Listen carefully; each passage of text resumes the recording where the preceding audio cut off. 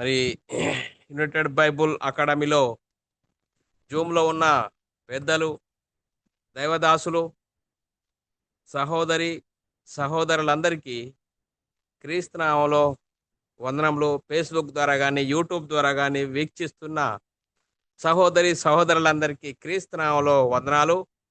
మనమందరము సంఘంగాను, సమాజంగాను కూడుకున్న మనము సంతోషంగా, ఆనందంగా ఉన్నామా? సంతోషంగా, ఆనందంగా ఉండాలి. ఎందుకు సంతోషంగా, ఆనందంగా ఉండాలి? దేవుడు మనల్ని సజీవ లెక్కలో ఉంచుకొని, ఆయన సన్నిధిలోనికి నడిపించి, ఆయన ఆత్మతోను, సత్యంతోను ఆరాధించుకొనటానికి, ఆయన వాక్యాన్ని నేర్చుకొనడానికి ఇచ్చిన గొప్ప ధన్యత, భాగ్యమును బట్టి దేవునికి కృతజ్ఞతాస్తుతులు, స్తోత్రములు చెల్లించాలి. సహోదరులమైన మనము ఒకరికొకరు వందనములు చెల్లించుకోవాలని బైబిల్‌లోని ఆత్మనేమో సూచిస్తుంది. పిల్లారా మరి మరి యునైటెడ్ బైబిల్ అకాడమీ జూమ్ ద్వారా ఆత్మ సంబంధమైన సంగతులు, ఆత్మ సంబంధమైన సంగతులు నేర్చుకోవడానికి దేవుడిచ్చిన గొప్ప ధన్యత, భాగ్యమును బట్టి దేవునికి కృతజ్ఞతాస్తుతులు, స్తోత్రాలు. ఈ యునైటెడ్ బైబిల్ అకాడమీ డైరెక్టర్ గారు రంగారావు గారికి క్రీస్తునామములో వందనములు. ఎందుకంటే ఈరోజు సువార్త కనుమరుగైపోయింది. సత్య సువార్త అనేది కనుమరుగైపోతున్న తరుణాల్లో మనము మనకు సాధ్యమైనంత వరకు మనకు తెలిసిన సర్వసత్యాన్ని అనేకులకు తెలియజేయాలి. అందుకోసమే అనేకులకు తెలియజేయాలి కాబట్టి ఎవరైతే వాక్యం విని ఆత్మనియమంకు లోబడి, ఆత్మ సంబంధమైనకు లోబడి దాన్ని అనుసరించి జీవిస్తే వారు ధన్యులు. లేదండి, మేము కూడా వాక్యం చెప్తామండి, మాకు కూడా అనేక సంఘాలున్నాయండి, మరి మేము కూడా చెప్తామని అనేవారు కూడా ఉన్నారు. కానీ ప్రిలారా, ఈరోజు మనము సంఘంగాను, సమాజంగాను కూడుకున్న మనము చాలా అద్భుతమైన అంశము నేర్చుకుందాం పిల్లారా. ఈరోజు అంశము పిల్లారా అభిషేకము. ఈరోజు అంశము అభిషేకము, క్రైస్తవుని అభిషేకము. ఈరోజు అంశము క్రైస్తవుని అభిషేకము.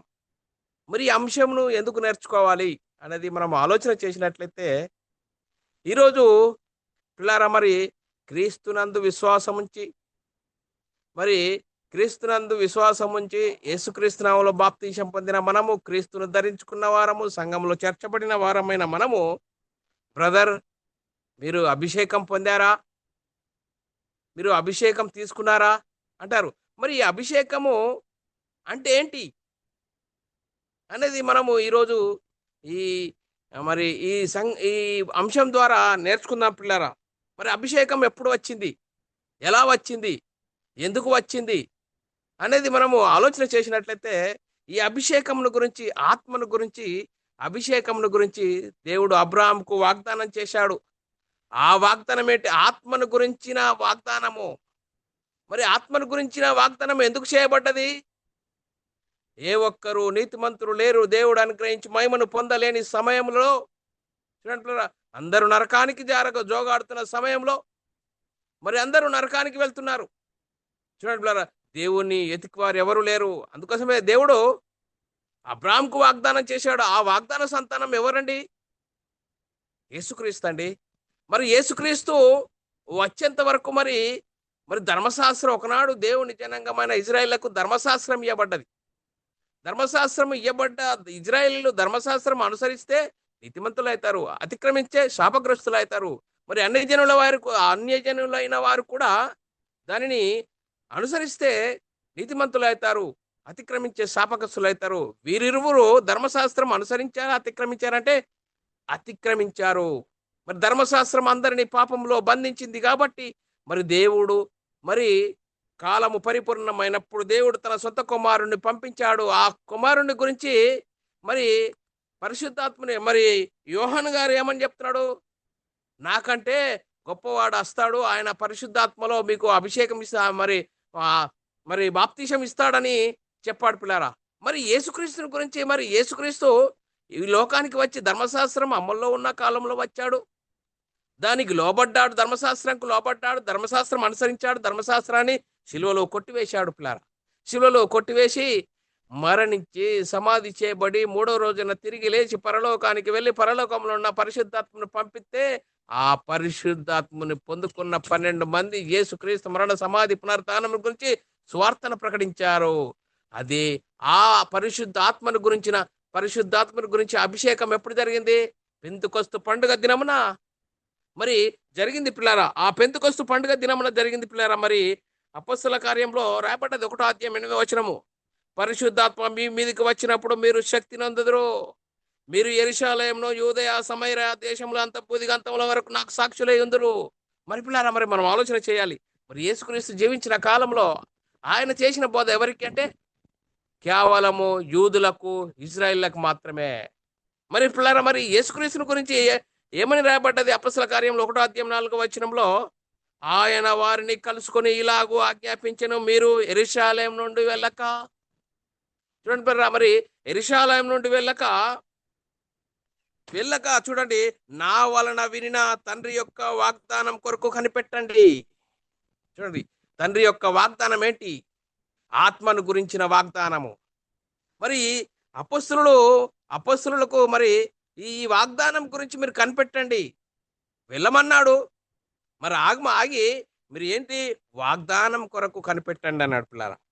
మరి ఆ వాగ్దానం ఏంటి అన్నది మనము లేఖనాలు చూసుకున్నట్లయితే అపొస్తల కార్యము 1 నుంచి 1 అధ్యాయం 4 వచనం నుంచి చదివితే ఇక్కడ చాలా మనకు అర్థమవుతుంది పిల్లారా.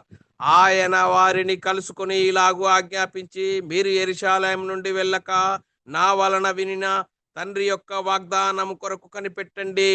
యోహాను నీళ్లతో బాప్తీసం ఇచ్చెను గాని కొద్ది దినంలో మీరు పరిశుద్ధాత్మలోను బాప్తీసం పొందుదురు.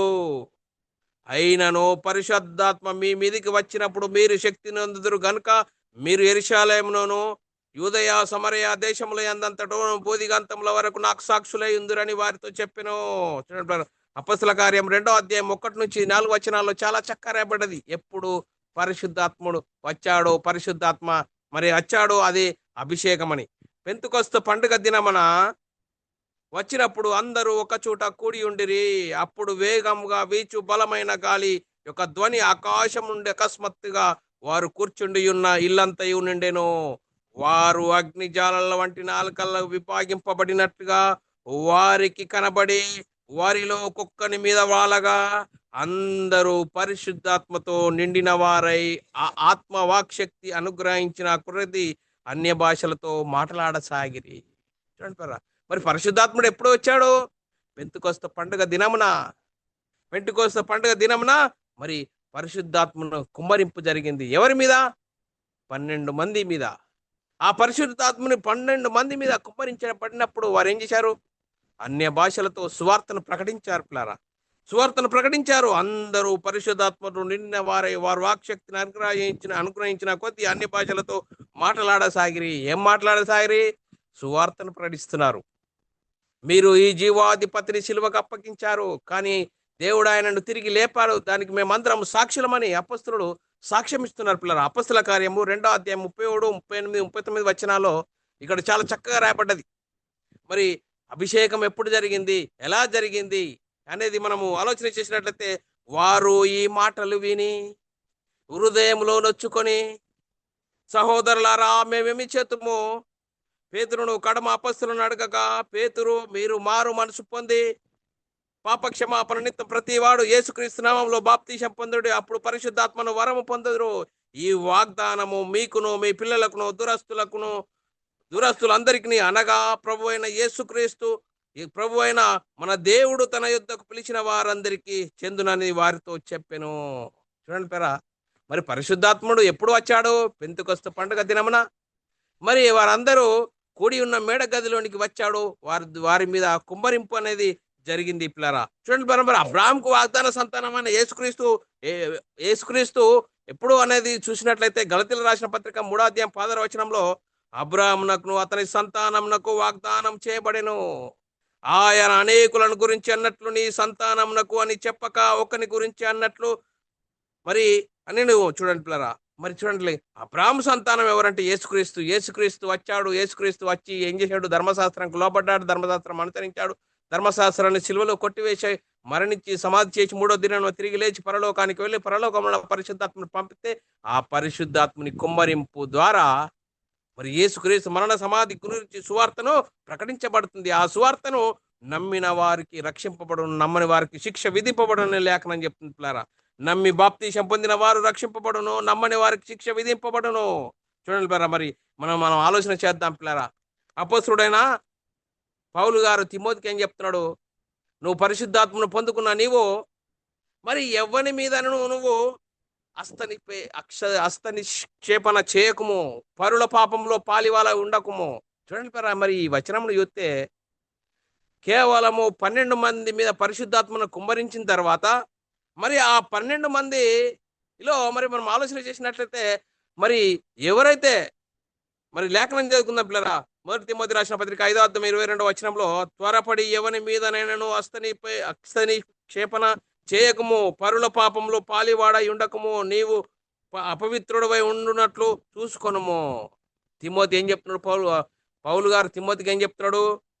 త్వరపడి ఎవరి మీద హస్తనిక్షేపణ చేయకము. ఈరోజు మరి ఈ లేఖనం బట్టి చూస్తే చాలా మంది నెత్తి మీద చేతి పెట్టి మరి హస్తనిక్షేపణ చేస్తున్నారు. అలా చేయవచ్చునా లేఖనమును బట్టి అంటే చేయకూడదు అని పౌలు గారు తిమోతికి చెప్తున్నాడు పిల్లారా. మనం ఆలోచన చేయాలి. మరి చూడండి పిల్లారా, మరి మరి వాక్యము ఎప్పుడు వస్తుంది? మరి సువార్తను వినాలి, హృదయంలో పశ్చాత్తాపం కలగాలి, మారు మనసు పొందాలి, యేసుక్రీస్తు దేవుని కుమారుడు, యేసుక్రీస్తు ప్రభువుని విశ్వసించి యేసుక్రీస్తు నామములో బాప్తీసం పొందడం ద్వారా అప్పుడు పరిశుద్ధాత్మను వరము పొందడం జరుగుతుంది పిల్లారా. మరి సత్యవాక్యమును వినాలి, రక్షణ సువార్తను వినాలి. ఎఫెసీయులకు రాసిన పత్రిక 1:13-14 వచనాల్లో, మీరు సత్యవాక్యమును అనగా మీ రక్షణ సువార్తను విని క్రీస్తునందు విశ్వాసముంచి వాగ్దానము చేయబడిన ఆత్మచేత ముద్రింపబడితిరి.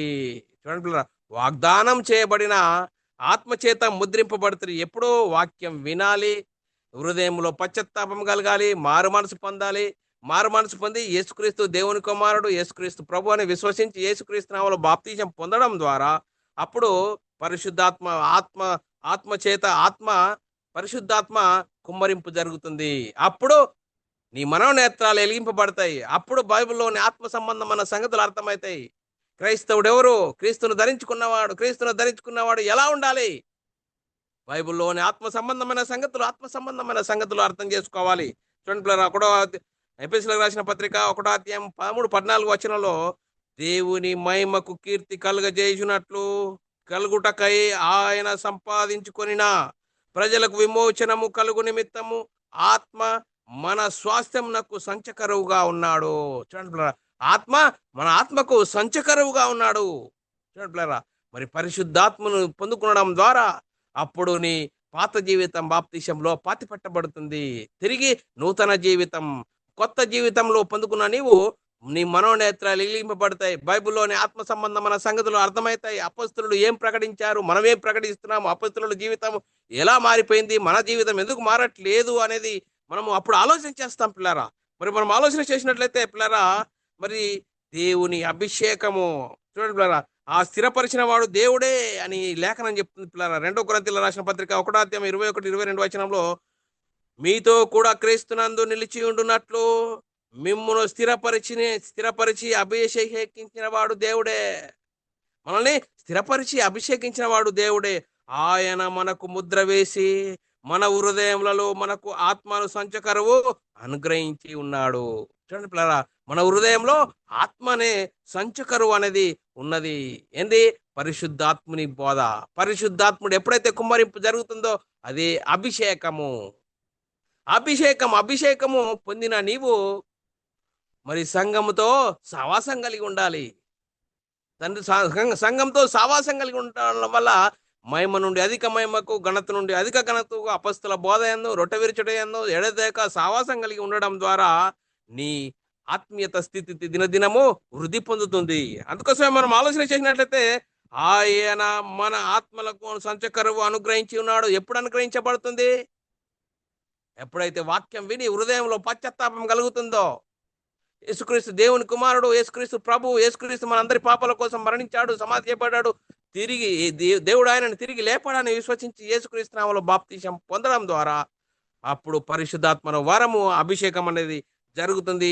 ఆ ఆత్మ పరిశుద్ధాత్మనే మన ఆత్మకు సంచకరువు అని లేఖనం చెప్తుంది పిల్లారా. లేఖనం చదువుకుందాం పిల్లారా. మరి 2 కొరింథీయులకు రాసిన పత్రిక 5వ అధ్యాయం 4-5 వచనాల్లో ఇది తీసివేయబడవలని కాదు, మర్త్యమైనది జీవము చేత మింగివేయబడినట్లు ఆ నివాసము దీనిపైనే ధరించుకొనుచు దీని నిమిత్తము మనల్ని సిద్ధపరిచిన వాడు దేవుడే, మరియు ఆయన మన ఆయన తన ఆత్మను సంచకరువు మనకు అనుగ్రహించి ఉన్నాడు. చూడండి, ఆయన తన ఆత్మను మనకు సంచకరువుగా అనుగ్రహించి ఉన్నాడు. అనుగ్రహించిన మనము మరి అభిషేకం పొందుకున్న మనము ఎలాంటి పరిస్థితిలో ఉన్నాము? ఇప్పుడు బైబిల్లోని ఆత్మ సంబంధమైన సంగతులు అర్థమవుతున్నాయా మనకు? మరి మనం ఆలోచన చేయాలి. ఆత్మ యొక్క ప్రథమ ఫలం పొందిన మనము ఎలా ఉండాలి? రోమీయులకు రాసిన పత్రిక 8వ అధ్యాయం 23వ వచనంలో రాయబడిన మాట, అంతేకాదు ఆత్మ యొక్క ప్రథమ ఫలము నొందిన మనము కూడా దత్తపుత్రత్వం కొరకు, అనగా మన దేహము యొక్క విమోచన కొరకు కనిపెట్టుచు మనలో మనము మూలుగుచున్నాము. దేహ విమోచన ఎప్పుడు జరుగుతుందండి? ఈ దేహము నుండి ఎప్పుడు ఆత్మ వెళ్ళిపోతుందో అప్పుడు విమోచన. ఎప్పుడు? వాక్యానుసారంగా జీవించాలి, ఆత్మానుసారంగా జీవించాలి. అప్పుడు మనకు మరి విమోచన అనేది కలుగుతుంది. అప్పటి వరకు ఏం చేయాలా? ఆత్మ యొక్క నియమమును అనుసరించి జీవించాలి, ఆత్మ నియమంకు లోబడాలి, వాక్యానుసారంగా జీవించాలి. చూడండి పిల్లలు, మనం ఆలోచన చేసినట్లయితే మరి దేవుడు మరి ఇజ్రాయేలుకు మరి ఒక కాలం వస్తున్నది, ఇజ్రాయేల్ ఇంటి వారితోనూ యూదా ఇంటి వారితోనూ కొత్త నిబంధన చేయదును అంటున్నాడు పిల్లరా. మరి హెబ్రీయులకు రాసిన పత్రిక 8వ అధ్యాయము 8-12 వచనాల్లో రాయబడిన మాట చదువుకుందాం పిల్లరా. అయితే ఆయన ఆపేక్షించి వారితో ఇలాగ చెప్పుచున్నాడు, ప్రభు వీటని ఇదిగో ఒక కాలం వచ్చుచున్నది, అప్పటిలో ఇజ్రాయేల్ ఇంటి వారితోనూ యూదా ఇంటి వారితోనూ నేను కొత్త నిబంధన చేయుదును. ఆ కొత్త నిబంధన ఎలా ఉంటుందా? అది నేను ఐగుప్తు దేశంలో నుండి వీరి పితరులను వెలుపలికి రప్పించుటకై వారిని చేయి పట్టుకుని దినమున వారితో చేసిన నిబంధన వంటిది కాదు. ఏలయనగా వారు నా నిబంధనను నిల్వలేదు కనుక నేను వారిని అలక్ష్యం చేసి తినని ప్రభు చెప్పుచున్నాడు. ఆ దినములైన తర్వాత ఇజ్రాయేలు ఇంటి వారితోనూ నేను చేయబో నిబంధన ఏదనగా వారి మనసులలో ధర్మ విధులను ఉంచెదను, వారి హృదయముల మీద వాటిని వ్రాయుదును. నేను వారికి దేవుడనైందును, వారు నాకు ప్రజలై ఉందరు. వారిలో ఎవడును ప్రభువును తెలుసుకొనడని తన పట్టణస్థునికైనను తన సహోదరునికైనను ఉపదేశం చేయడు. వారిలో చిన్నలు మొదలుకొని పెద్దల వరకు అందరూ నన్ను తెలుసుకొందురు. నేను వారి దోషముల విషయమై వారి పాపములను ఇకను ఎన్నడూను జ్ఞాపకం చేసుకునని ప్రభు సెలవిచ్చుచున్నాడు. మరి కొత్త నిబంధన చేస్తాను. ఆ కొత్త నిబంధన చేసినప్పుడు మరి ఎక్కడ ఉండాలా? వారి హృదయముల మీద నేను వ్రాస్తాను. చూడండి పేరా, మరి హృదయముల మీద ఎప్పుడు రాశాడు? మరి మనం ఆలోచన చేసినట్లయితే 2 కొరింథీయులకు రాసిన పత్రిక 3వ అధ్యాయం 3వ వచనంలో మరి పరిశుద్ధాత్మని బోధలో పరిశుద్ధాత్మని బోధ అభిషేకం పొందుకున్న మనము హృదయం అనే పలక మీద రాయబడిన పత్రికలుగా ఉండాలని లేఖనం చెప్తుంది పిల్లరా. మరి అపొస్తలుడైన పౌలు గారు కొరింథీ సంఘంతో మాట్లాడుతున్నాడు. 3వ అధ్యాయం 3వ వచనంలో 2 కొరింథీయులకు రాసిన పత్రిక 3వ అధ్యాయం 3వ వచనంలో, రాతి పలకల మీద గాని సిరాతో గాని వ్రాయబడక మెత్తని హృదయములు అనే పలక మీద జీవము గల దేవుని ఆత్మతో మా పరిచర్య మూలంగా వ్రాయబడిన క్రీస్తు పత్రికలై మీరు తేటపరచబడుచున్నారు. మీ జీవితం ఎలా ఉండాలి? మీ హృదయంలో మెత్తని హృదయముల మీద వ్రాయబడిన పత్రికలుగా మీ జీవితాలు ఉండాలి. మీలో వాక్యము పరిపూర్ణంగా ఉండాలి. మీలో క్రీస్తు ప్రతిబింబించాలి. మీలో వాక్యానుసారంగా జీవించాలి. అలాంటి జీవితం కలిగి ఉండాలని లేఖనాలు చెప్తున్నాయి పిల్లరా. ఎలాంటి పరిస్థితిలో ఉన్నాం? మరి మనల్ని మనం ఆలోచన చేసుకోవాలి. 2 కొరింథీయులకు రాసిన పత్రిక 3వ అధ్యాయం 4వ వచనము, క్రీస్తు ద్వారా దేవుని ఎడల మాకిట్టి నమ్మకం గలదని నమ్ముతున్నాము. చూడండి పిల్లరా, మరి క్రీస్తును విశ్వసించిన మనము ఎక్కడి నుండి వచ్చామట? చీకటిలో నుండి వెలుగులోనికి వచ్చామట. చూడండి పిల్లరా, 1 పేతురు రాసిన పత్రిక 2వ అధ్యాయం 9వ వచనంలో, అయితే మీరు చీకటిలో నుండి ఆశ్చర్యకరమైన తన వెలుగులోనికి మిమ్మును పిలిచిన వాని గుణాతిశయంలో ప్రచురం చేయు నిమిత్తము ఏర్పరచబడిన వంశమును, రాజులైన యాజక సమూహమును, పరిశుద్ధ జనమును, దేవుని సొత్తైన ప్రజలై ఉన్నారు. చూడండి పిల్లరా, మనం ఎలాంటి దేవుని సొత్తైన ప్రజలమై ఉన్నాము అని లేఖనాలు చెప్తున్నాయి పిల్లరా. చీకటిలో నుండి ఆశ్చర్యకరమైన తన వెలుగులోనికి మిమ్మును పిలిచిన వాని గుణాతిశయములను ప్రచురం చేయు నిమిత్తము ఏర్పరచబడిన వంశము. మనం ఏంటి? క్రైస్తవులము ఏర్పరచబడిన వంశము, రాజులైన యాజక సమూహము. రాజు అంటే ఎక్కడున్నది కుర్చీ అని అనేవారు ఉన్నారు చూడండి. రాజరి రాజులైన యాజక సమూహము పరిశుద్ధ జనమును దేవుని సొత్తైన ప్రజలై ఉన్నారు చూడండి. మరి మరి యేసుక్రీస్తు యేసుక్రీస్తు రాజ్యంలో ఉన్నాము. మనల్ని మనమే ఆలోచన చేసుకోవాలి పిల్లరా, అర్థం చేసుకోవాలి. మరి అభిషేకం ఎప్పుడు జరిగింది, ఎలా జరిగిందంటే పిల్లరా, వాక్యం విని హృదయాల్లో పశ్చాత్తాపము కలిగి మారు మనసు పొంది పాప క్షమాపణ ప్రతి వాడు యేసుక్రీస్తు నామములో బాప్తీసం పొందడం ద్వారా ఆ పరిశుద్ధాత్మని అభిషేకం అనేది జరుగుతుంది పిల్లరా. అభిషేకము పొందిన మనప్పుడు మన మన మన జీవితాల్లో మార్పు అనేది కలుగుతుంది. పాత జీవితం అనేది బాప్తీసంలో పాతి పెట్టబట్టడం జరుగుతుంది. నూతన జీవితంలో మరి ఆత్మ సంబంధమైన సంగతులతో మన ఆత్మీయ జీవితంను కట్టుకుంటాం పిల్లరా. ఎలాంటి పరిస్థితిలో ఉన్నాము మనల్ని మనమే ఆలోచన చేసుకోవాల్సిన అవసరము ఎంతైనా ఉంది చూడండి పిల్లరా. మరి మనం ఆలోచన చేసినట్లయితే చూడండి పిల్లరా, అపొస్తలులు ఏ విధంగా వారి జీవితాలు మార్పు కలిగాయి చూడండి. పరిశుద్ధాత్మను కుమ్మరింపు తర్వాత ఇప్పుడు వారు మరి చూడండి పిల్లరా, మరి వారు యేసుక్రీస్తు బోధించిన జీవితాల్లో మీరు అన్ని జనాల దారిలోనికి వెళ్ళకుడి, మరి నశించిపోవచ్చున్న గొర్రెలతో ఇజ్రాయేలు ఇంటి వద్దకు వెళ్ళండి. ఎప్పుడో ఇది ధర్మశాస్త్రం అమల్లో ఉన్న కాలంలో, యేసుక్రీస్తు జీవించిన కాలంలో బోధిస్తున్న బోధ. ఎప్పుడు మరి సర్వలోకానికి బూదిగంతంలో వరకు ఎప్పుడు వెళ్తారు? యేసుక్రీస్తు రావాలి. యేసుక్రీస్తు ధర్మశాస్త్రం లోబడ్డాడు, ధర్మశాస్త్రం అనుసరించాడు, ధర్మశాస్త్రాన్ని సిలువలో కొట్టివేసి మరణించి సమాధి చేసి మూడో దినం తిరిగి లేచి పరలోకానికి వెళ్ళి పరలోకంలో పరిశుద్ధాత్మను పంపిస్తే చూడండి, ఆ పరిశుద్ధాత్మను పొందుకున్న వారు ఏమని అన్య భాషలతో సువార్తను ప్రకటించారు. చూడండి, మనం ఆలోచన చేద్దాం పిల్లారా. మరి ఆత్మ కుమ్మరింపు ఎప్పుడు క్రైస్తవుని అభిషేకం ఎప్పుడు జరుగుతుందండి? అభిషేకం ఎప్పుడు జరుగుతుందంటే ఎవరైతే సత్య సువార్తను విని అపొస్తలుల కార్యంలో ఎక్కడ అపొస్తలులు సువార్తను ప్రకటిస్తున్నప్పుడు వారి హృదయాలు పొడవబడ్డాయట. ఇప్పుడు ఈరోజు మనము అభిషేకం పొందుకున్నారా బ్రదరు? అభిషేకం మీరు మీ సంఘము అభిషేకం తీసుకున్నారా బ్రదరు?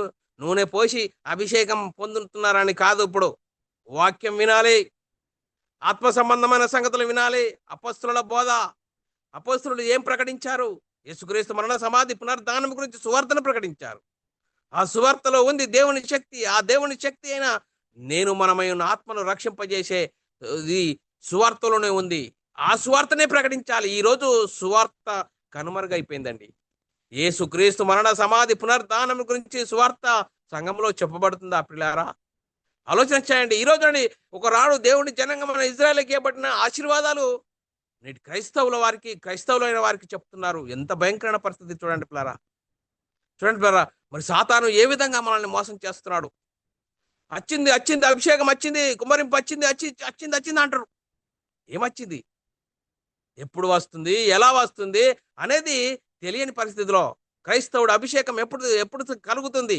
సువార్తను వినాలి, సువార్త ద్వారా హృదయంలో పొడవబడాలి, మారు మనసు కలగాలి, పాప క్షమాపణ ప్రతి వాడు యేసుక్రీస్తు నామములో బాప్తిసం పొందడం ద్వారా పరిశుద్ధాత్మను వరము మరి పొందుకోవడం జరుగుతుంది. ఆ పరిశుద్ధాత్మను వరం పొందుకోవడం ద్వారా మన మనోనేత్రాలు వెలిగింపబడతాయి. అప్పుడు మన బైబిల్లోని ఆత్మ సంబంధమైన సంగతులు అర్థమవుతాయి. కొత్త నిబంధన చేయుదునని ఇజ్రాయేలుకు చెప్పాడు.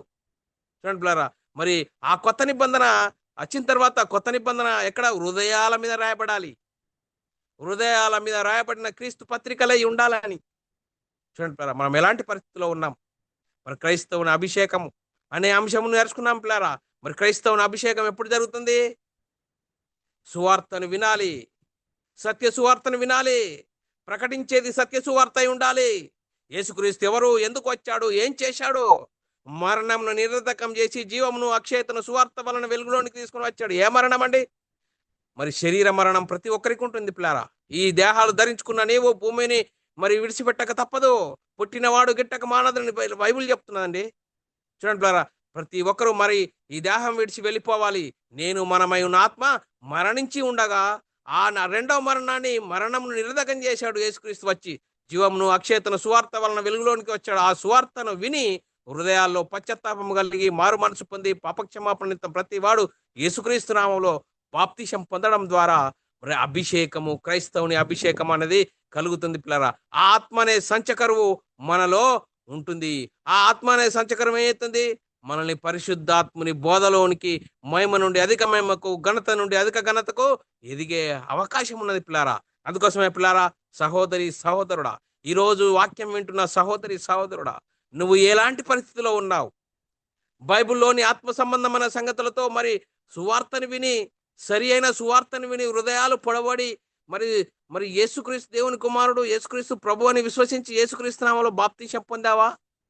మరి మనుషులు కల్పించిన పద్ధతులు, దేశములని ఏదో మనుషుల వ్యక్తుల సాక్ష్యాలు విని నువ్వు యేసుక్రీస్తు నామములో మరి బాప్తీసం తీసుకున్నావా? ఎలాంటి పరిస్థితిలో ఉన్నావు? అందుకోసమే నిన్ను నీవు ఆలోచన చేయాలి. క్రైస్తవుని అభిషేకం ఎప్పుడు జరుగుతుంది? సువార్తను విని హృదయంలో పశ్చాత్తాపం కలిగి మారు మనసు పొంది, అప్పుడు మరి పరిశుద్ధాత్మని మరి మారు మనసు పొంది యేసుక్రీస్తు నామములో బాప్తీసం పొందడం ద్వారా ఆత్మనే పరిశుద్ధాత్మ కుమ్మరింపు అనేది జరుగుతుంది. చూడండి పిల్లరా, ప్రారంభంలో పెంతెకొస్తు పండుగ దినంలో మరి మరి పరిశుద్ధాత్మ కుమ్మరింపు జరిగింది. ఆ కుమ్మరింపు జరిగినప్పుడు అప్పుడు మీరు సర్వలోకానికి వెళ్ళి సర్వ సృష్టికి సువార్తను ప్రకటించండి. చూడండి పిల్లరా, అబ్రాహాముకు వాగ్దానం ఇచ్చాడు. ఆ వాగ్దాన సంతానమైన యేసుక్రీస్తు వచ్చాడు. ఎప్పుడు వచ్చాడు? కాలం పరిపూర్ణమైనప్పుడు దేవుడు తన సొంత కుమారుని పంపించాడు. పంపించి ఏచాడు, ధర్మశాస్త్రం అమల్లో ఉన్న కాలంలో వచ్చాడు, లోబడ్డాడు, దానికి అనుసరించాడు, ధర్మశాస్త్రాన్ని సిలువలో కొట్టివేశాడు. కొట్టివేసి మరణించి సమాధి చేసి మూడవ రోజున తిరిగి లేచి పరలోకానికి వెళ్ళి పరలోకంలో ఉన్న పరిశుద్ధాత్ముని పంపించి ఆ పరిశుద్ధాత్మను పొందుకున్న 12 మంది యేసుక్రీస్తు మరణ సమాధి పునరుత్థానం గురించి సువార్తను ప్రకటించారు. అందుకోసమే అప్పుడు మీరు సర్వలోకానికి వెళ్ళి సర్వ సృష్టికి సువార్తను ప్రకటించమన్నాడు పిల్లారా. అందుకోసమే మనల్ని మనం ఆలోచన చేయాలి. అందుకోసమే ఆ పరిశుద్ధాత్మ కుమ్మరింపు ఎప్పుడు జరుగుతుందండి? క్రైస్తవుని అభిషేకం ఎప్పుడు జరుగుతుందండి? సువార్తను వినాలి. సువార్తను వినాలి. చూడండి పిల్లలు, యేసుక్రీస్తు ఎక్కడ ఉండేవాడు? పరలోకంలో దేవునితో సమానుడుగా ఉన్న ఆయన నీ కోసం, నా కోసం, మనందరి కోసం మరి ఈ లోకానికి వచ్చాడు. నీలాంటి నాలాంటి పాప శరీరాకారం ధరించుకొని ఈ లోకానికి వచ్చాడు. మనందరి కోసం శిలువలో మరణించాడు, శిలువలో రక్తం కార్చాడు. ఆయన కార్చిన రక్త ద్వారాల ద్వారా నేను పాపిని, నా పాపల కోసం యేసుక్రీస్తు మరణించాడు, దేవుడు ఆయనను లేపాడని విశ్వసించి యేసుక్రీస్తు నామములో బాప్తీసం పొందడం ద్వారా అప్పుడు పరిశుద్ధాత్మను వరము పొందుకుంటావు పిల్లారా. అప్పుడు క్రైస్తవుని అభిషేకము కలుగుతుంది. అప్పుడు మనోనేత్రాలు వెలిగింపబడతాయి. అప్పుడు మహిమ నుండి అధిక మహిమకు, ఘనత నుండి అధిక ఘనతకు ఎదుగుతూ మరి అపొస్తలుల బోధ యందును, సావాసమందును, రొట్టె విరుచుట యందును ఇలా మరి సావాసం కలిగి ఉండడం ద్వారా మనము మన ఆత్మీయత స్థితి మహిమ నుండి అధిక మహిమకు ఇలా అభివృద్ధి పొందుతూ మన ఆత్మీయత స్థితిలో మనం దేవునికి మహిమ తెచ్చే వారంగాను, ఘనత తెచ్చే వారంగా ఉంటూ ముందుకు సాగుదాం పిల్లారా. మరి క్రైస్తవుని అభిషేకము మరి విన్న సహోదరి సహోదరులందరికీ క్రీస్తు నామములో వందనములు. దేవునికి స్తోత్రాలు.